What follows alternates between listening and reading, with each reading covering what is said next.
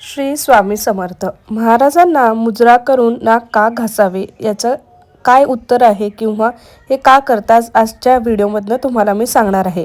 मंदिरात येताच तीनदा मुजरा करून नाक घासण्याची पद्धत आहे, कारण आपण ज्या हिंदू धर्मात देवांचेही अ ब क ड असे 4 प्रकार आहेत.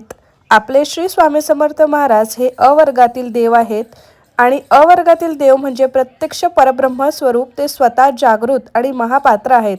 अनेक भक्तांना सदैव अजूनही दर्शन देतात आणि त्यांच्या सर्व भक्तांना त्यांच्या कलियुगाचे अधिष्ठाते राजाधिराज योगीराज आणि योगाचा राजा असे म्हटले आहे.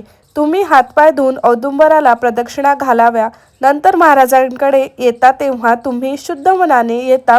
मुजरा किंवा नमस्कार दोन्ही शुद्ध भावाने करता.